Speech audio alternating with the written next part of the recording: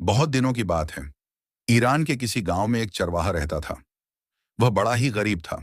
बस दिन में दो समय रूखी सूखी रोटी मिल जाती थी।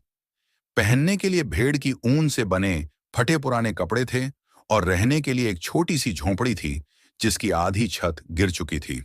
गरीब होते हुए भी गांव वाले उसका बड़ा सम्मान करते थे। इसका कारण उसके अनेक गुण थे। वह बड़ा ही बुद्धिमान था। गांव वाले अपनी कठिन और जटिल समस्याएं लेकर उसके पास आते और वह उन्हें बड़ी बुद्धिमानी से सुलझा देता था। गांव के सब झगड़ों का निपटारा वही करता था। धीरे धीरे उसकी बुद्धिमानी की धूम दूर दूर तक पहुंच गई। लोग आपस में यही बातें करते, दारा कितना बुद्धिमान है। वह केवल एक चरवाहा है, परंतु उसकी बुद्धि राजाओं की सी है। संसार का कोई ऐसा प्रश्न नहीं जिसका उत्तर उसके पास ना हो। ऐसी कोई समस्या नहीं जिसे वह सुलझा ना सके। ईरान में ऐसी सूझबूझ रखने वाला दूसरा और कोई नहीं है। उसकी बुद्धिमानी की चर्चा ईरान के शाह के कानों तक भी जा पहुंची। उन दिनों शाह के सामने कुछ ऐसी समस्याएं थीं जिन्होंने उसे परेशान कर रखा था। उसने एक दूत को भेजकर अपनी समस्या बताई और दारा से सुझाव मांगा कि वह क्या करे। दारा ने तुरंत ही समस्या को सुलझा दिया, और वह भी ऐसी समझदारी से कि शाह दंग रह गया।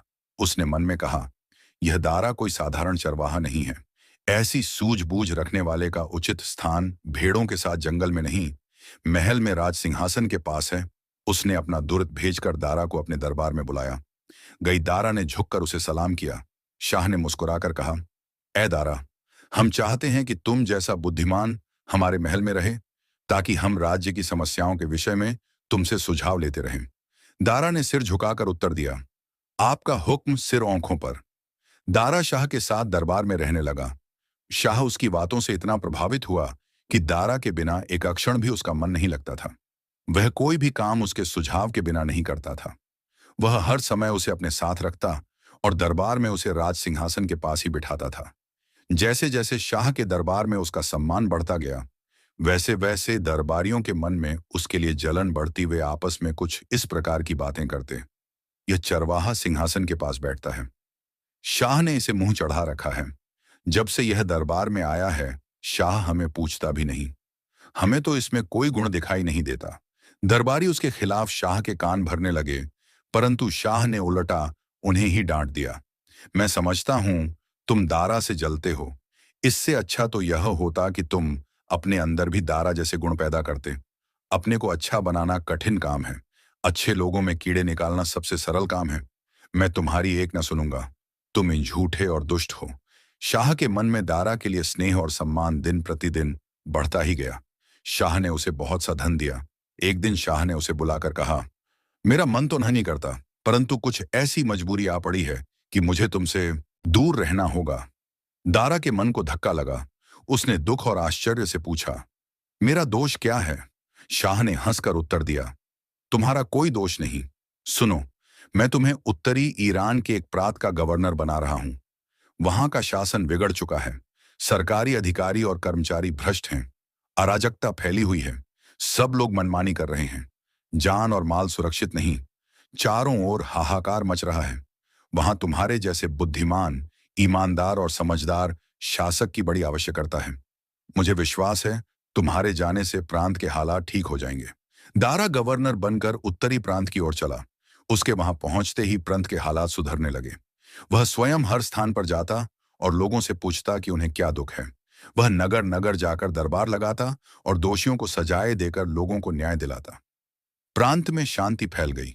लोग नए गवर्नर के गुण गाने लगे। शाह के कानों तक सारी बातें पहुंच रही थीं।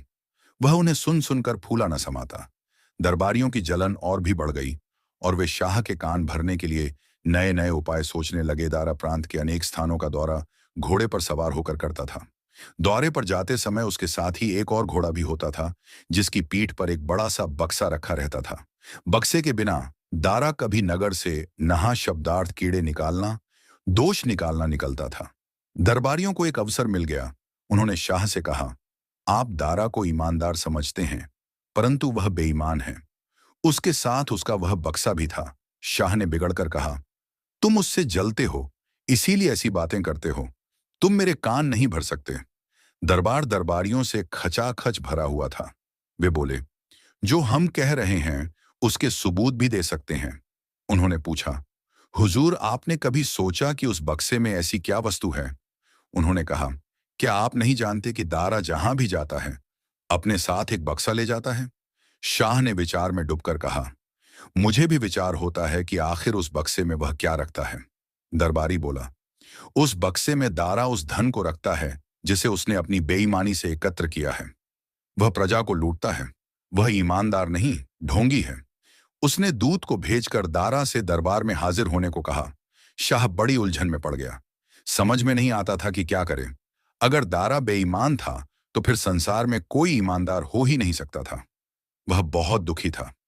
हाँ, मैंने सुना है। किया दारा आश्चर्य में पड़ गया। इस प्रकार अचानक ही दरबार में हाजिर होने का आदेश उसे अजीब सा लगा, परंतु वह तुरंत ही राजधानी की ओर चल पड़ा और शाह के सामने आकर झुक गया। सबकी निगाहें उस बक्से पर गड़ी हुई थीं और दरबारी एक दूसरे को इशारे करके मुस्कुरा रहे थे। दारा ने अदब से कहा, ऐ ईरान के शाह, मैं हाजिर हूं। मेरे लिए क्या हक्म है? शाह बोला, दारा, हमने तुझ पर भरोसा किया, तुझे सम्मान दिया और गवर्नर बनाया, परंतु तूने हमें निराश पूछा। वो कैसे? हुजूर, दारा ने आश्चर्य से शाह क्रोध से चिल्लाया, क्या यह सच नहीं कि तूने बेईमानी से धन एकत्र किया है? क्या हमारा दिया हुआ धन तेरे लिए काफी नहीं था जो तू बेईमानी पर उतर आया? यह झूठ है, दारा ने नरमी से उत्तर दिया। मेरे पास ईमानदारी के सिवा और कुछ नहीं है। शाह ने झल्लाकर कहा, तेरे इस बक्से में ऐसा क्या है जो तू इसे अपने साथ लिए फिरता है? दारा ने सिर झुकाकर कहा, इस बक्से में मेरा असल धन है। दरबारियों की आंखों में चमक आ गई। खोल इसे, शाह ने हुक्म दिया। जब उसने बक्सा खोला तो सबकी आंखें आश्चर्य से फैल गईं। उसके अंदर भेड़ की ऊन से बना हुआ एक पुराना कोट था, जैसा कि चरवाहे पहना करते हैं। यह क्या है? शाह ने पूछा। दारा ने उत्तर दिया, मैं इसी को पहनकर भेड़ें चराया करता था। मैं इसे इसलिए साथ रखता हूं कि यह मुझे याद दिलाता रहे कि मैं एक गरीब चरवाहा था और मेरे मन में कभी घमंड पैदा न हो। यही मेरा असल धन है। दरबार में सन्नाटा छा गया था। दरबारियों के सिर शर्म से झुके हुए थे। शाह बोला, धन्य है यह देश जिसने दारा जैसे महान इंसान को जन्म दिया।